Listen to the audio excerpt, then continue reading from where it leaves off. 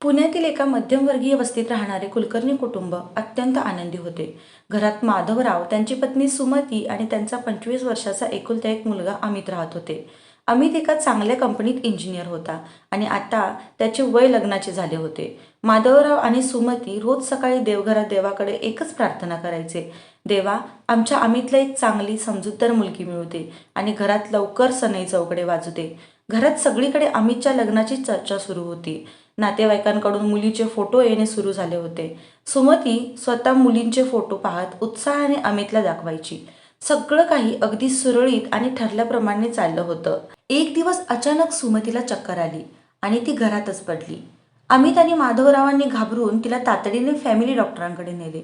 सुमतीचे वय 45च्या पार होते. डॉक्टरांनी सुमतीची तपासणी केली आणि काही चाचण्या करायला सांगितल्या. 2 तासानंतर जेव्हा डॉक्टर रिपोर्ट्स घेऊन आले तेव्हा त्यांच्या चेहऱ्यावर एक वेगळंच हसू होतं. त्यांनी माधवराव आणि अमितला केबिनमध्ये बोलावले आणि म्हणाले, घाबरण्यासारखं काही नाही. कुलकर्णी काका, तुमच्यासाठी एक मोठी गोड बातमी आहे. सुमती काकू गरोदर आहेत.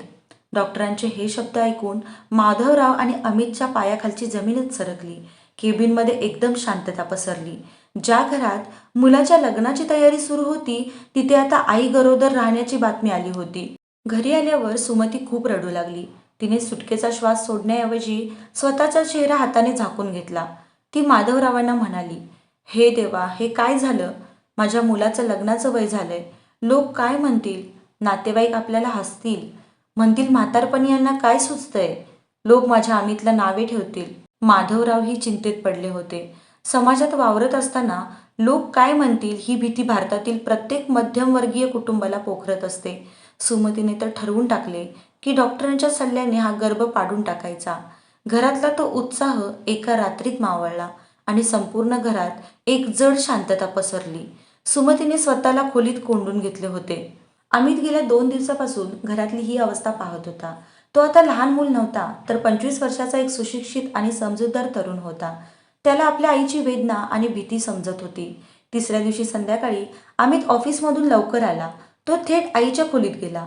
आई बेडवर डोळे पुसत बसली होती. अमित शांतपणे तिच्या शेजारी बसला.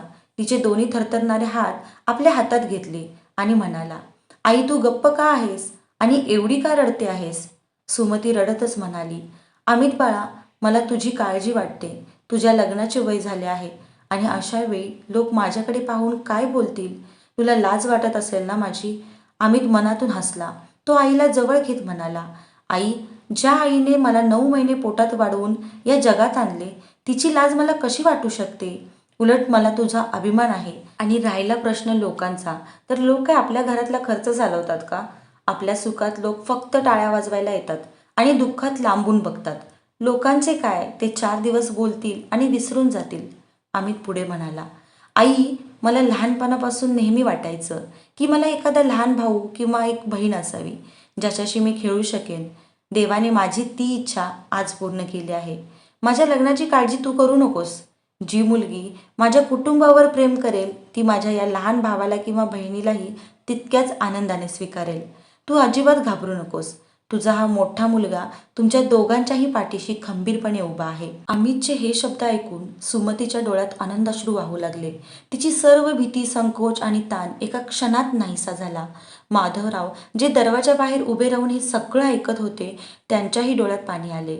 त्यांना आपल्या मुलाचा प्रचंड अभिमान वाटला. काही महिन्यानंतर कुलकर्णी यांच्या घरात पाळणा हल्ला. सुमतीने एका सुंदर कन्यारत्नाला जन्म दिला. अमितने आपल्या त्या लहान बहिणीला जेव्हा पहिल्यांदा हातात घेतले तेव्हा त्याला जगातील सर्वात मोठा आनंद मिळाला होता. विशेष म्हणजे अमितच्या या समजूतदारपणामुळे आणि त्याच्या विचारांमुळे प्रभावित होऊन त्याच्याच ऑफिसमधील एका सुंदर आणि सुशिक्षित मुलीने त्याला लग्नासाठी होकार दिला. काही वर्षानंतर जेव्हा अमितचे लग्न झाले तेव्हा त्याच्या लग्नाच्या मांडवात त्याची ती 2 वर्षाची छोटी बहीण सर्वांचे आकर्षण ठरली होती. कुलकर्णी कुटुंबाने सिद्ध केले होते की समाजाच्या जुन्या विचारांपेक्षा कुटुंबातील प्रेम आणि एकमेकांना दिलेला आधार खूप मोठा असतो.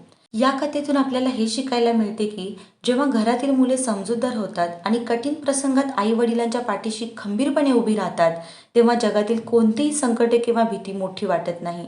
निसर्गाच्या आणि देवाच्या निर्णयाचा आदर करावा. समाज काय बोलेल या भीतीने स्वतःच्या घरातील आनंद कधीही हिरावून घेऊ नये. तुम्हालाही कुटुंबातील प्रेम आणि मुलांचा समजूतदारपणा दाखवणारी कथा कशी वाटली हे कमेंटमध्ये नक्की सांगा आणि अशाच नवनवीन कथांसाठी आपल्या चॅनलला सबस्क्राईब करा.